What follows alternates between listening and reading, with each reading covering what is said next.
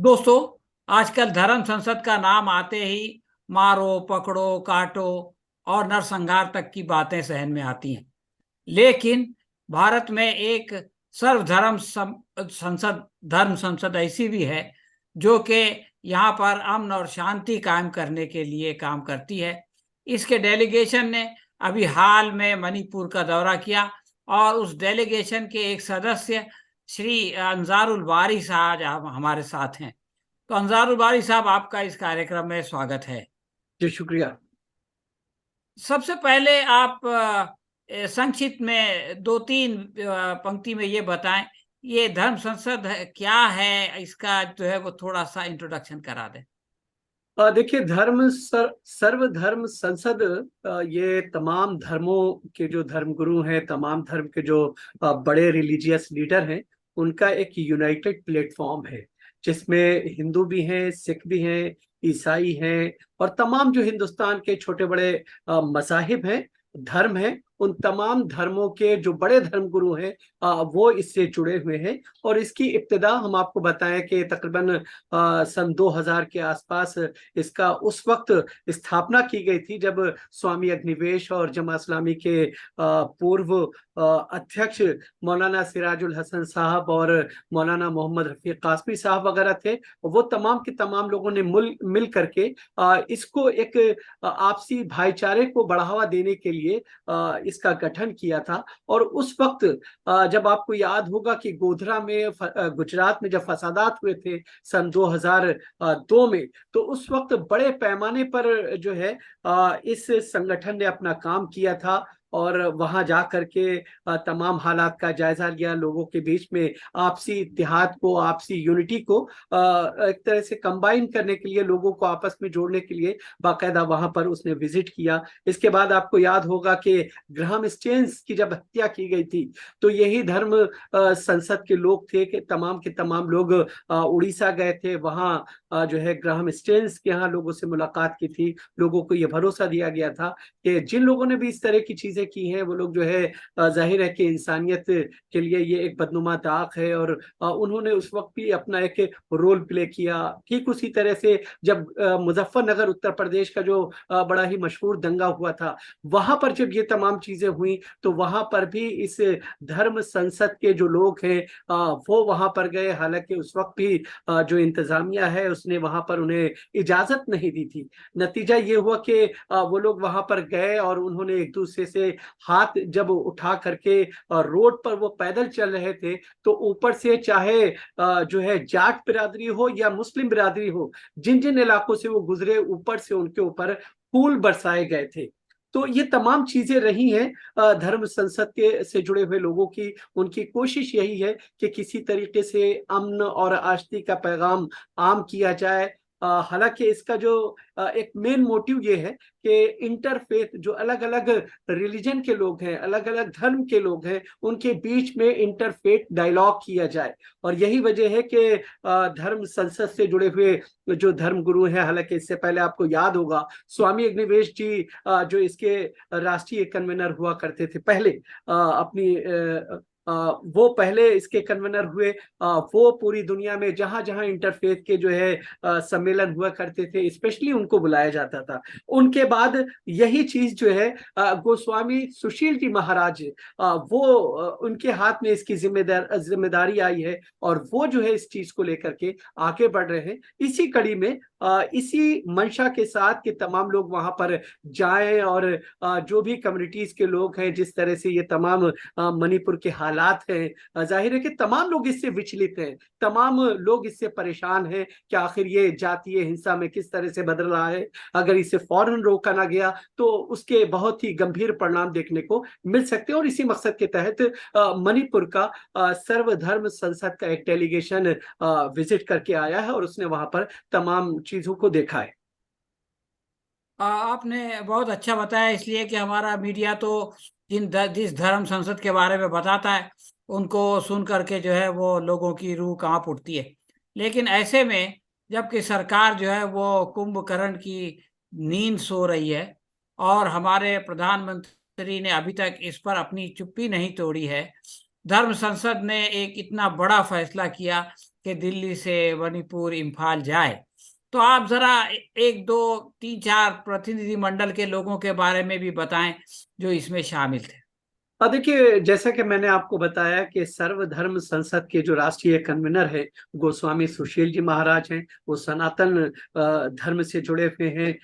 वो उसको लीड कर रहे थे। उसके अलावा मुस्लिम समुदाय से मौलाना AR कासमी, शाहीन कासमी, जो कि पीस फाउंडेशन, एक वर्ल्ड पीस जो है ऑर्गेनाइजेशन है उनकी, वो उसके अध्यक्ष हैं, वो उसमें मौजूद थे। साथ ही साथ जो है फादर सेबेस्टियन, जो कि सिख समुदाय से जुड़े हैं, बड़े जो है फादरों में उनका शुमार होता है, वो उसके एक हिस्सा रहे हैं। इसके अलावा फादर अल्फांसो, ये जो है कैथोलिक, खासतौर से जो ऑर्थोडॉक्स जो क्रिश्चियन कम्युनिटी का पार्ट है, उससे जुड़े हुए फादर अल्फांसो थे। इसके अलावा अगर ये कहा जाए कि जैन मुनि विवेक मुनि, जो कि बड़ा नाम है, वो इसमें शामिल थे।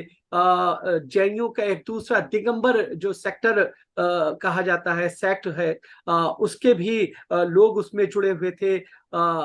उनका आचार्य, उनका नाम मैं जहन में नहीं है, लेकिन इस तरह से तकरीबन ये 8 9 से 10 लोगों का एक डेलीगेशन था जिसका मैं एक पार्ट था। जाहिर है कि मैं कोई धर्मगुरु नहीं, लेकिन बहैसियत जर्नलिस्ट वहां पर मैं गया था कि तमाम चीजों को मैं देखूं, अपनी आंखों से ऑब्जर्व करूं। लेकिन जब यहाँ से ये लोग वहां पर, जाहिर है कि जब वहां पहुंचे हैं तो कई तरह की बाउंडेशंस थी, कई तरह की वहां पर सख्तियां थी, जिसको कहीं ना कहीं इस डेलीगेशन को भी उससे दो चार होना पड़ा। और जो एक आउटपुट हो सकता था वो फिलहाल उस तरह से निकलता हुआ नजर नहीं आया। अच्छा, आपने इसकी मतलब शुरुआत कैसे की? पहले सबसे किससे संपर्क किया गया, क्या जवाब मिला, और फिर आखिरकार आप लोगों को अनुमति कैसी मिली? इस प्रोसेस के बारे में भी मुख्तसर में बताइए। देखिए, जहां तक के बात इस पूरे प्रोसेस की जाए, जाहिर है कि इस वक्त मणिपुर में तमाम तरह की पाबंदियां लगी हैं। इवन के इंटरनेट पूरी तरह से बंद है, और बहुत सारे इलाकों में कर्फ्यू लगा हुआ है। इम्फाल जो कि राजधानी है, वहां पर इस वक्त जो सिचुएशन बनी है, धारा 144 है, मूवमेंट इतना इजी नहीं है। जब तमाम धर्म के लोग जुटे और उसमें गोस्वामी सुशील जी महाराज, जो कि इसके राष्ट्रीय कन्वीनर थे, उन्होंने इन तमाम चीजों को रखा, वहां के हालात को डिस्कस किया गया, और उसके बाद ये तय हुआ कि वहां पर जाना चाहिए। हालांकि पहले कोशिश की गई थी कि जो है सरकार से इस मामले में, केंद्र सरकार से इस पूरे मामले में जो है परमिशन ली जाए, लेकिन केंद्र सरकार ने इस पूरे मामले पर परमिशन देने से इनकार किया। नतीजा ये हुआ कि बाद में सर्वधर्म संसद के जो लोग हैं उन्होंने बताया कि हमारा मकसद वहां पर अमन और भाईचारे को बढ़ावा देना है। हम वहां पर जा रहे हैं, प्यार की बात करने के लिए जा रहे हैं। हम ये चाहते हैं कि ये पूरा मामला जो है किसी तरह से सॉर्ट आउट हो जाए। जो कत्लो गारत करिए, जिस तरह से लोगों की खुलेआम हत्याएं की जा रही हैं, लोगों के मकान जलाए जा रहे हैं, घर जलाए जा रहे हैं, ये एक निंदनीय चीज है, और इसे किसी भी तरह से इंसानियत जो है एक्सेप्ट नहीं करती है। तो हम एक कोशिश ये कर रहे हैं अपने तौर पर, क्योंकि सरकारें जिस तरह के बयानात आ रहे हैं, जिस तरह की तमाम चीजें हैं, वो साबित कर रही हैं कि सरकार भी इस पूरे मामले पर कहीं ना कहीं खामोश है, और वो जो है एक तरह से असहाय अपने आप को महसूस कर रही है। इस बीच में हम लोगों ने एक कोशिश ये भी की कि जो मणिपुर के राज्यपाल हैं उनसे संपर्क किया गया। उनकी तरफ से भी पहले हम लोगों को ये कहा गया कि नहीं, आप वहां नहीं आ सकते हैं, लेकिन जब उन्हें कन्विंस किया गया तो एक लम्हे के लिए उन्होंने कहा कि ठीक है, आप आइए, चूंकि इस वक्त हम बड़े परेशान हैं, हम ये चाहते हैं कि किसी तरह मामला ये जो है किसी नतीजे पे पहुंचे। आपको याद होगा कि पिछले तकरीबन 10 दिन से जो मणिपुर के अपोजिशन जो पार्टियां हैं उनका एक सदस्य, एक बड़ा दल यहाँ पर 10 सदस्यीय दल राजधानी दिल्ली में मौजूद था।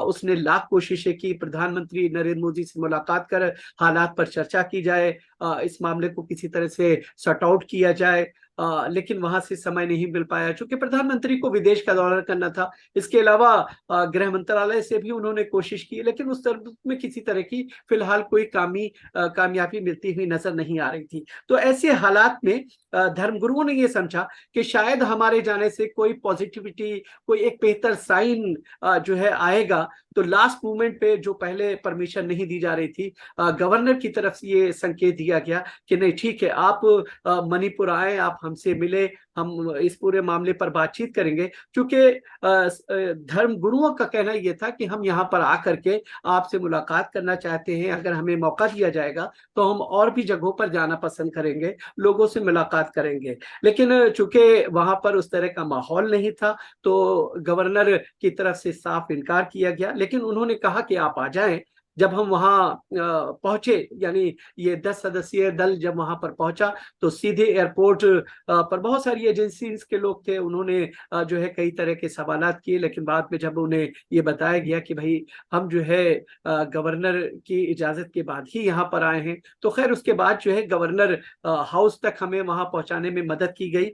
वहां पर जाने के बाद इस दल के तमाम जो सदस्य थे, उन्होंने गवर्नर से मुलाकात करने के दौरान साफ तौर पर जो तमाम अलग अलग धर्मों के अपने एक रिचुअल्स होते हैं, जो एक तौर तरीका होता है अमन और शांति के लिए दुआएं करना, तमाम लोगों ने अपनी तरफ से अपने तरीके से जो है वहां पर दुआएं की। और उसके बाद जो है राज्यपाल ने तमाम हालात जो है उनके सामने रखे। जाहिर है कि जिस तरह की बातें राज्यपाल ने रखी, उन्होंने तमाम चीजों को बताया कि हमें ऐसा लगता है कि शायद इस वक्त राज्य सरकार पूरी तरह से नाकाम है, हम असहाय हैं। ऐसे में केंद्र सरकार की जिम्मेदारी बनती है कि इस पूरे मामले में वो फौरी तौर पर कदम उठाए, क्योंकि जो हालात इस वक्त बने हैं, यानी 3 मई से जो स्थिति वहां पर खराब हुई, वो कहीं ना कहीं डे बाय डे ये जातीय हिंसा का रुख अख्तियार करती गई। और नतीजा ये हुआ है कि आज तकरीबन 1 महीना 20 दिन से ज्यादा का समय होने को है,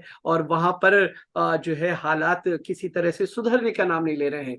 हालांकि राज्यपाल की तरफ से ये बताया गया कि बड़े पैमाने पर नुकसानात हुए हैं, और उन्होंने बाकायदा जब ब्रीफ कर रही थी तो उन्होंने साफ तौर पर यह कहा कि हालत ये है कि जो मैतेई समुदाय के लोग हैं या जो कुकी समुदाय के लोग हैं, वो अब अलग अलग इलाकों में रहने को मजबूर है। यानी जो मैतेई हैं वो अपने इलाके में सीमित हो गए हैं, और जो कुकीज हैं वो अपने इलाकों में चले गए हैं। वो एक दूसरे इलाकों में नहीं उनका आना जाना हो पा रहा है। ये बड़े दुखद की बात है, क्योंकि सरकारी जो सिस्टम है, यानी मणिपुर में जो काम हो रहा है, जाहिर है कि वहां पर सरकारी ओहदों पर या अलग अलग जो विभाग है उसमें जो है दोनों तरह के लोग काम कर रहे हैं। सिचुएशन ये है कि चूंकि दोनों एक दूसरे से दूरी बनाए हुए हैं और एक दूसरे को देखना पसंद नहीं कर रहे हैं, उसने जो है एक तरह से सिस्टम को कोलैप्स कर दिया है।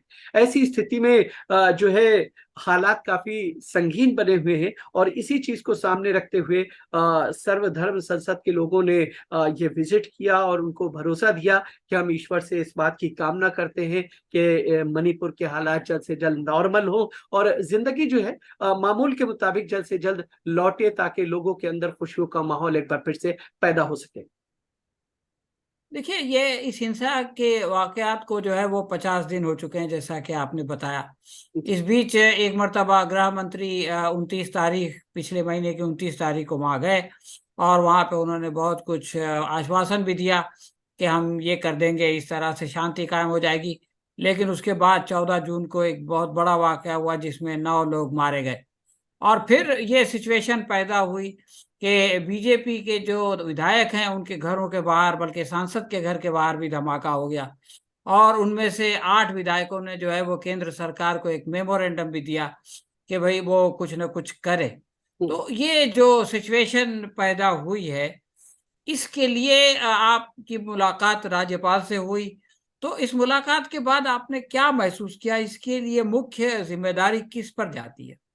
देखिए, जहां तक के बात मुख्य जिम्मेदारी की जाए, जाहिर है कि जो सरकारी तंत्र है वो इस पूरे मामले को कहीं ना कहीं एक गोलमोल सा जवाब देता हुआ नजर आ रहा है।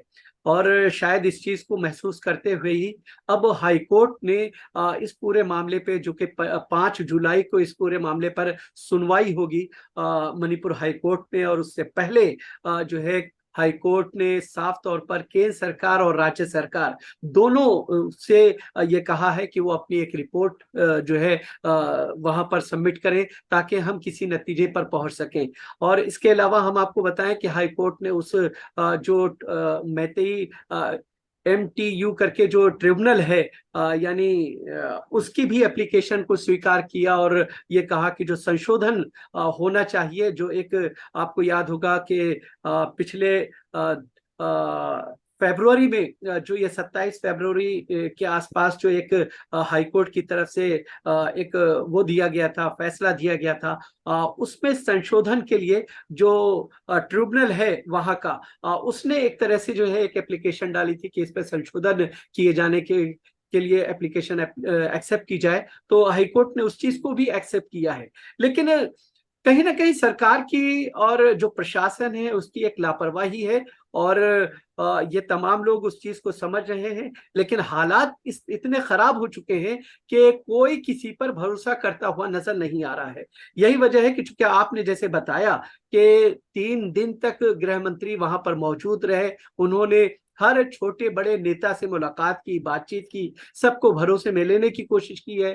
तमाम धर्मों के लोगों से, तमाम तरह के जितने भी ट्राइबल लीडर हैं, तमाम तरह के लोगों से मुलाकात की गई है। लेकिन फिर भी गृह मंत्री के जैसे ही वो वहां से वापस निकलते हैं और फिर एक हिंसा का दौर शुरू हो जाता है। और सिलसिला यहाँ तक ही होता है कि कुछ दिन के बाद आप देखते हैं कि केंद्रीय मंत्री जो कि केंद्रीय मंत्री के घर को फूंक दिया जाता है। और खबरें इस तरह की भी जो है राज्यपाल की तरफ से बताई गई कि कई जो नेता हैं, जो करंट विधायक हैं, चाहे वो कांग्रेस के हों या फिर भारतीय जनता पार्टी के, उनके घरों को निशाना बनाया जा रहा है। तो कोई भी आदमी इस वक्त अपने आप को सेफ महसूस नहीं कर रहा है। उनका साफ तौर पर यह कहना था कि हालात इतने खराब हैं कि स्थिति ये बनी हुई है कि तमाम जो चीजें हो रही हैं वो कहीं ना कहीं जो है उस पर अगर फौरी तौर पर कंट्रोल नहीं किया गया तो ये कुछ भी नहीं कहा जा सकता कि उसकी क्या कुछ तस्वीर बनेगी। और एक लंबे समय के बाद वहां पर जो है देखा जाए तो ये कहा जा सकता है कि हालात तो थोड़े नॉर्मल हुए थे, लेकिन फिर उसके बाद जिस तरह की चीजें और जिस तरह से हिंसा की घटनाएं सामने आई हैं उसने लोगों को एक तरह से परेशान किया है। अंसार वाली साहब, आप लोगों का एक शिष्टमंडल वहां गया और उस वापस आया और उसने जो है वो राज्यपाल से बात की, उसकी खबरें भी जो है वो मीडिया में आई। और उसके बाद आपने बताया कि एक मणिपुर का भी एक शिष्टमंडल जो है वो दिल्ली में बैठा हुआ है, जो ये कह रहा है कि हम जो है वो सरकार से मिले बगैर नहीं जाएंगे। फिर आपने ये बताया कि हाई कोर्ट ने भी जो है वो सरकार को नोटिस दिया हुआ है और उसकी भी जो है वो हियरिंग होने वाली है 5 जुलाई को। तो ऐसा लगता है कि इन तमाम चीजों का जो है वो दबाव सरकार पर पड़ रहा है। वो लोग जो ये सोचते थे कि हम खुद जो है वो सब कुछ कर लेंगे, उनको ऐसा लग रहा है कि अब हमको जो है वो एक सर्वदलीय बैठक बुलानी चाहिए।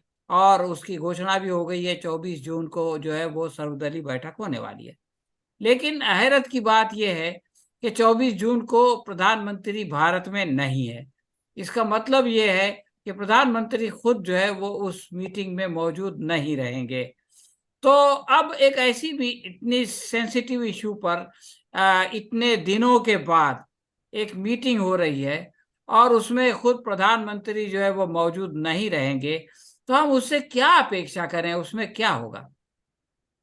देखिए पिछले दिनों आपको याद होगा कि कांग्रेस की पूर्व अध्यक्षा और कांग्रेस संसदीय दल की चेयरपर्सन सोनिया गांधी की तरफ से भी एक वीडियो रिलीज किया गया, एक वीडियो सामने आया जिसमें उन्होंने साफ तौर पर लोगों से अपील की है कि ये बड़ा निंदनीय है, बड़ा दुखद है, दिल एक तरह से इस तरह की घटनाओं को सुन करके फटा जा रहा है।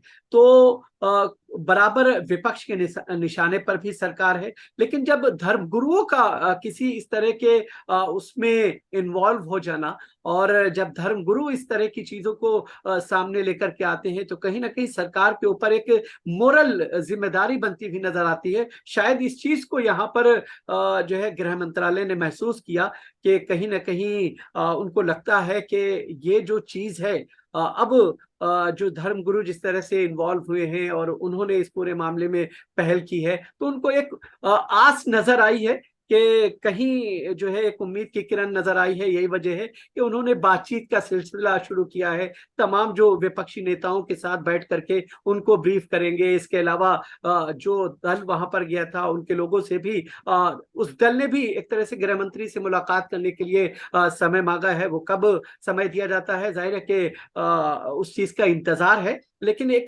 सरकार के ऊपर प्रेशर है और सरकार को लगता है कि शायद ये एक मौका है कि यहाँ से कोई उम्मीद की किरण उसको नजर आती हुई दिख रही है, और इसी वजह से उसने सर्वदलीय बैठक बुलाने का फैसला किया, तमाम लोगों को ब्रीफ करके यूनिटी के साथ जो है वहां पर काम करने की एक तरह से इशारा किया है। लेकिन अगर राज्यपाल की हम बात करें, राज्यपाल चूंकि कुछ दिनों में यानी 27 को राजधानी दिल्ली में रहेंगी, उन्होंने जो चीजें बताई, हमने जब उनसे ये पूछा कि इस मसले का हल क्या है, जिस तरह से आप ये तमाम चीजें बता रही हैं और तमाम चीजों को रख रही हैं, जाहिर है कि ये बड़े ही चिंता का विषय है, और ऐसी स्थिति में नतीजा क्या है। तो उनका साफ तौर पे ये कहना था कि देखिए, सरकार अपने तौर पर बहुत सारी कोशिशें कर चुकी है और सरकार जो है, स्टेट सरकार किसी नतीजे पे नहीं पहुंच पाई, और ये जो तमाम कोशिशें हैं एक तरह से बेकार साबित हो रही है। अब जो कुछ भी किया जा सकता है वो केंद्र सरकार की तरफ से किया जाता है। उसका एक तरह से जो भी उसका नतीजा निकाला जाए, अब सरकार को इस पूरे मामले पर पहल करनी है। राज्य सरकार की तरफ से बॉल जो है केंद्र सरकार के पास आई है, और ऐसी स्थिति में अब केंद्र सरकार को ही फैसला लेना है, चाहे वो सर्वदलीय बैठक बुला करके लोगों में एक कंसेंसस बनाए और तमाम लोगों को एक साथ लेकर के फिर कोई एक खाका तैयार करके इस पूरे मामले को जो है खत्म करने की कोशिश करे। क्या किया जाएगा, ये जाहिर है कि आने वाला वक्त बता पाएगा। अंसारुल बारी साहब, आपने जो बातें बताई उससे एक बात तो ये हुई कि हर चुनाव से पहले भारतीय जनता पार्टी वाले ये कहते हैं कि भाई डबल इंजन सरकार होगी तो बहुत ज्यादा जो है वो सक्षम होगी, बहुत ज्यादा इफेक्टिव होगी। लेकिन मणिपुर में जो है वो डबल इंजन सरकार है, बहुत क्लियर मेजॉरिटी है विधायकी में भी और यहाँ केंद्र में भी। इसके बावजूद जो है वो एक शांतिपूर्वक राज्य को जो है वो सरकार ने एक हिंसास्पद जो है वो राज्य बना दिया है, और वहां पर हिंसा इतनी लंबी हो गई है। एक ऐसे वक्त में जबकि प्रधानमंत्री अमेरिका में है और सारा देश अमेरिका की ओर देख रहा है, हमारे यहाँ एक राज्य मणिपुर जो है वो जल रहा है। इसकी तरफ किसी का ना मीडिया का ध्यान है और ना किसी और का। ऐसे में आप लोगों ने एक डेलीगेशन बनाया, उस डेलीगेशन को लेकर के इम्फाल गए और वहां पर से वापस आकर के जो है वो सरकार को जो है वो इस बात के लिए मैं समझता हूँ कि मजबूर किया कि वो इस पर जो है वो कुछ न कुछ करे। ये जो है बहुत ज़्यादा काबिल मुबारकबाद बात है। आप लोगों ने जो शांति स्थापना की जो पहल की है, उसके लिए जो है वो आप लोग वाकई धन्यवाद के मुस्तहिक हैं, और आपने उसकी डिटेल यहाँ पर बताई, इसके लिए समय निकाला, इसके लिए हम आपका शुक्रिया अदा करते हैं। धन्यवाद। शुक्रिया।